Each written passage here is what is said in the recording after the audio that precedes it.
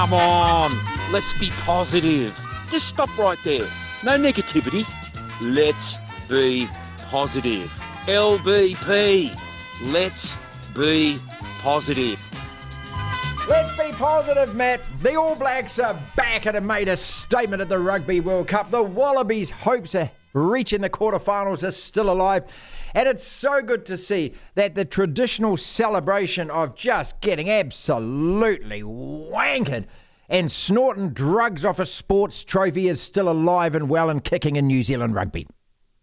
Well, let's start there, Marty. I don't think we want to jump to conclusions. I mean, for all we know, it could have been protein powder. You know, Could have been. They're doing a lot of weightlifting. They need the strength.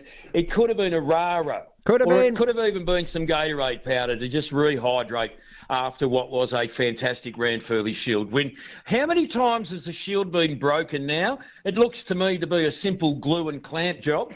But at the same time, if my wife had have been on scene, she would have taken the Shield and she would have locked it in a boot and said, you don't take it with you to a party.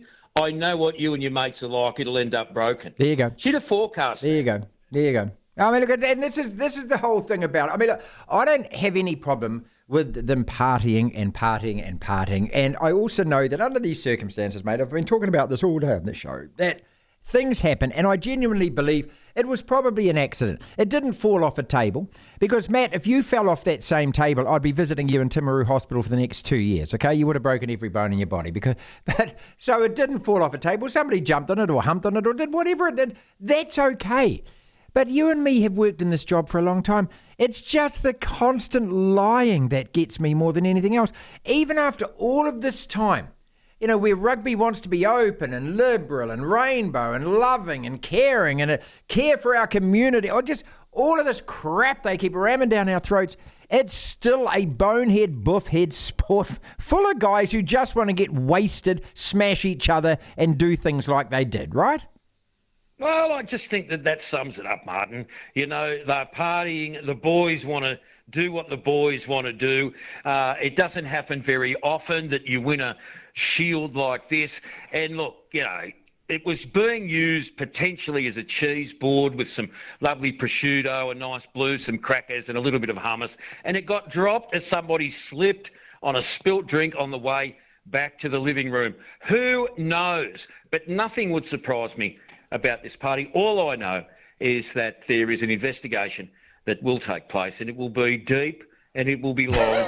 And at some point, Jay Campbell, the Hawke's Bay chief executive, he will get to the bottom of this. He will. He will get to the bottom of it. You know, I'll tell you what, and I've been predicting all day, it's going to involve a 70-year-old bus driver and a stripper and gravel being thrown. That will. I just got the feeling that everything that happened with the Chiefs will be regurgitated on this. You know. Okay, Jamie Wall raised a great point halfway through the show, which is just simply that, you know, if New Zealand rugby had any integrity, of course, and this won't happen, if the New Zealand Drug Sports Agency had any integrity, and this won't happen, they should be up testing those players now. Not on Wednesday or Saturday when they've sweated it all out of their systems, today.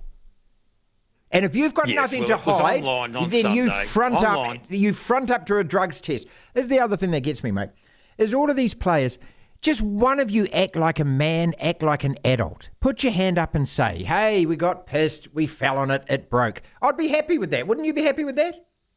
Oh, I would be over the moon. I'd be delighted with that. Oh, look, there's a couple of aspects to this. One is that we know they're going to party. Two is we know when questioned they won't tell the truth. I mean, that is the instinct. What have you been doing in the shed? I've been cleaning my tools up. Yeah. You know what I mean? Yeah. Well, it seems like there's a lot of cans in the back of your ute. They've been laying around the shed for years. You know what I mean? So the first instinct is to not be totally honest. The second thing that I would say is, and given that we've viewed so many of these situations, who invites an outside person to this party? You know what I'm saying? Yeah. If one of the players took the photo and put it on Twitter or wherever it ended up, that would be one thing. But why invite someone else there? Well, he's the drug dealer, mate. That guy's he's the guy providing the drugs, isn't he? I mean, I'm putting two and two together. I'm just thinking out loud. These are all allegations, of course. Of course, these are allegations. Nothing's been proven yet. But, mate, that's the other thing. The sheer stupidity. You let photos be taken and you put them out on social media. I mean, didn't Valentine Holmes warn all you clowns a couple of weeks ago about getting a photo of himself with a Coke bag hanging out his mouth and putting it on social media? I mean, God's sake.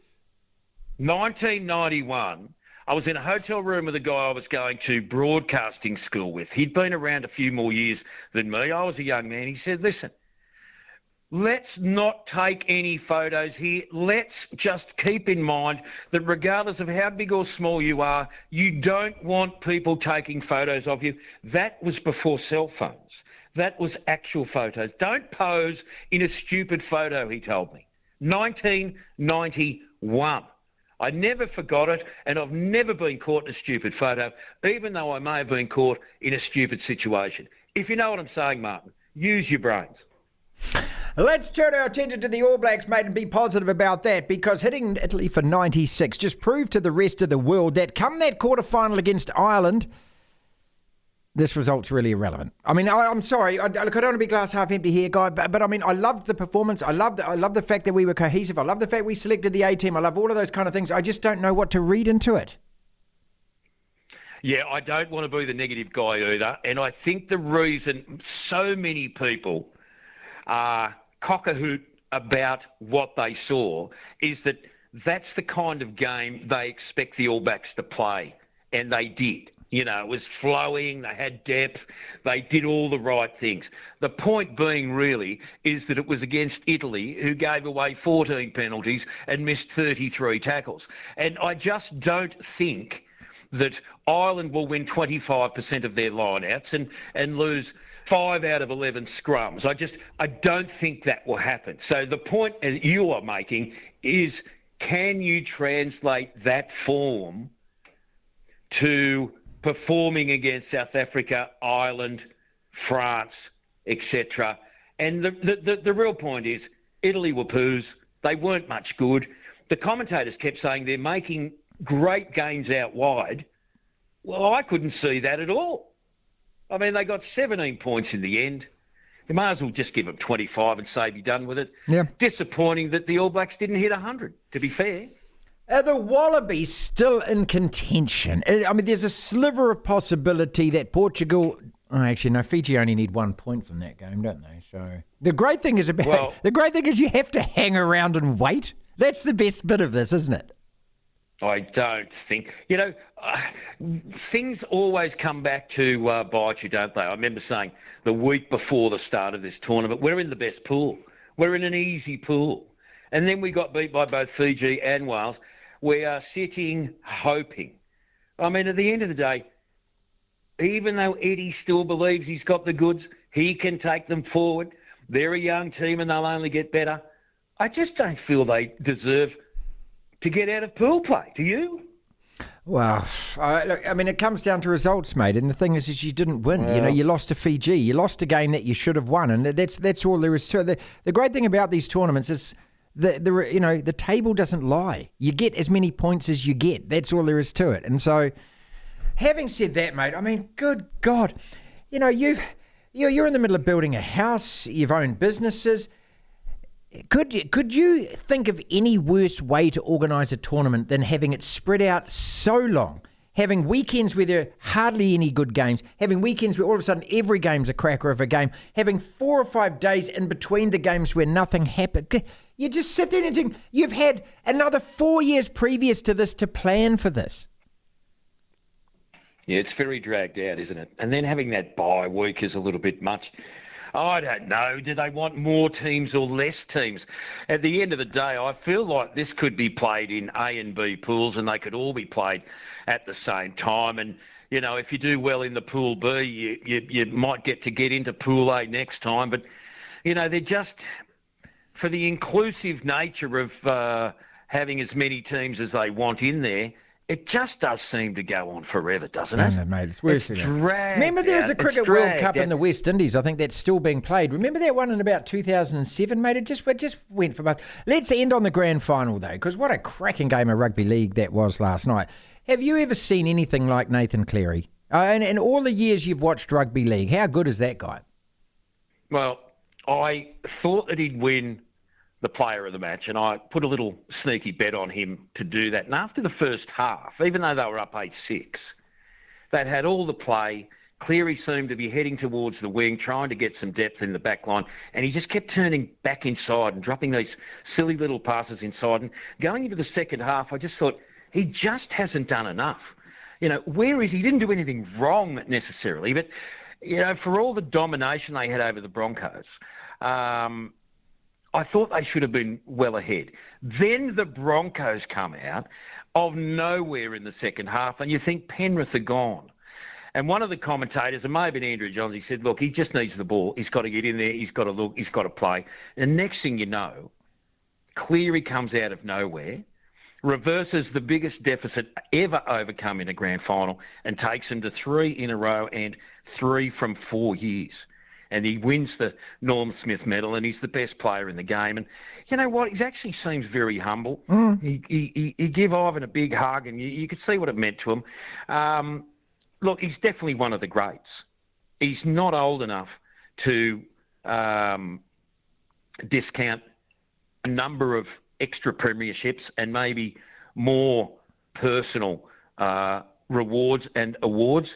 When he needed to, in the space of, you know, an 80-minute game, he had 4 or 5 plays there late in the second half that won the game.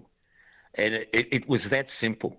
I mean, he was just magnificent. Kicked all the goals he needed to kick. 3 goals and a penalty goal.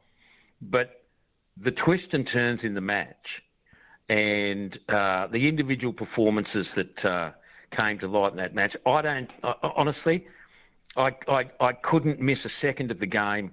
It's one of the greatest games of rugby league I've ever seen. And for it to be the grand final was mind-blowing. And for Brisbane to come back the way they did and then lose it, I mean, that's the great thing about watching sport is I thought, and I can't stand Brisbane, but I thought they played tremendous for, you know, the first half to defend and then the first 20 minutes of the second half to attack.